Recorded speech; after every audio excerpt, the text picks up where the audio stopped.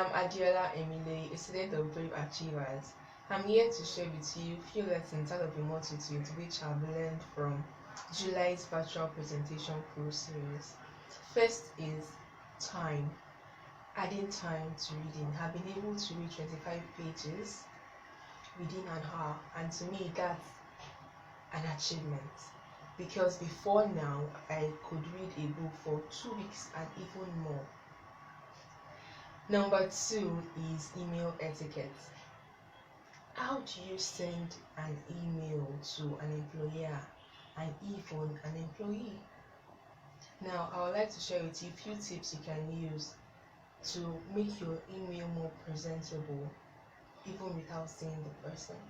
Number 1 is to keep your email short. Nobody wants to read an email that is so long and telling your life stories, so keep it short. Number 2 is to keep it organized. When you keep your email organized, people will be able to read and have access to it and also digest the information within it. Number 3 is to use descriptive subjects. When you write an email, make sure the subject is something that can be related to the body of the email. Number 4 is to sound respectful. Everybody wants to be respected, be it an employer and employee. So when sending an email to someone, sound respectful. Number 5 is to reply to all. When sending an email and people are CC'd, make sure you also reply to all.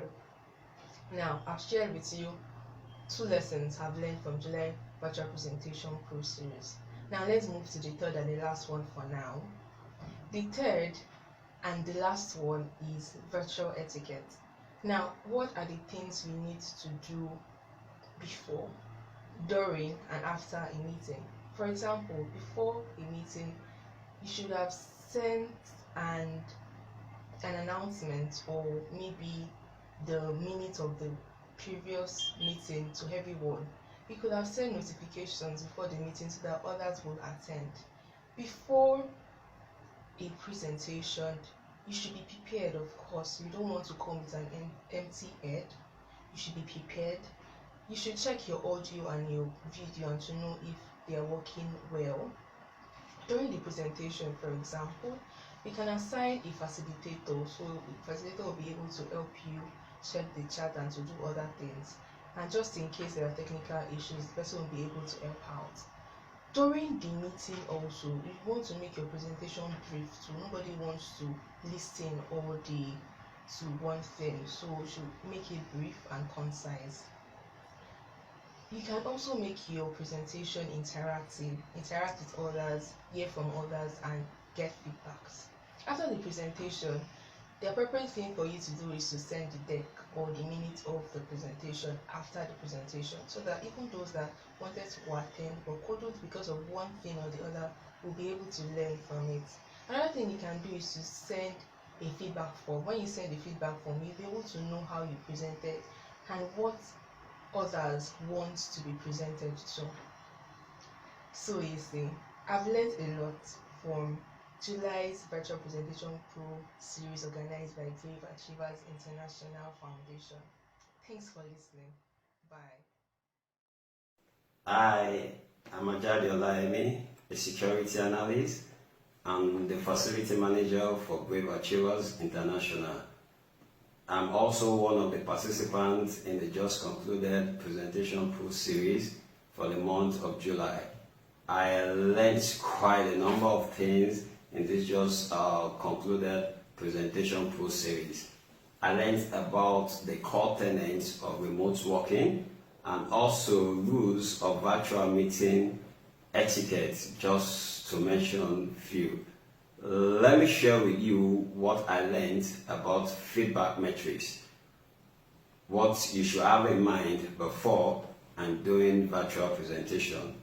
Feedback metrics. 1. Fluidity. How understandable your presentation flows to your listeners. Be calm and not too fast while presenting to be able to communicate fluently to your listeners. Virtual connection. 2.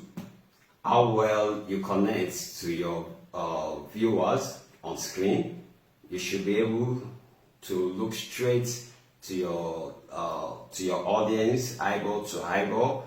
When you speak eyeball to eyeball, it means you are confident.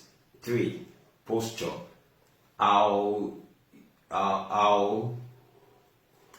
you present yourself, your body language. What is your body language saying, and what body language you get in return from your audience. 4. Interest and captivation. Are you able to hold the interest of your audience? During presentation, you should be able to catch the attention of your audience. 5. Authority. How much confidence do you demonstrate about the topic you are presenting? How much confidence do you demonstrate? You should be able to do your research very well and speak with authority while presenting. Let me stop here for now, and also to remind you not to miss our presentation pro series. Thank you very much. Hi, my name is Oweya Abiodun. I am one of the participants of the last marathon by Brave Achievers, and I learned quite a lot of things, but I'm going to talk about the security aspect. We were taught how to be security conscious while we were working online. One of the things being said is you have to have a strong password for your devices. This way, when you have your password to be in cases, lower cases, upper cases, numbers, letters, and symbols, it makes it really strong. And for anybody to just come about thinking, I know your password will be a little difficult. Even when you have this password to be strong, you can still go a long way to change it every 2 or 3 weeks just to be very secured. If one person knows their password to be this in a week and it comes back, maybe it gets hold of your device and wants to check something in or something, your password is already changed and they won't be able to access it.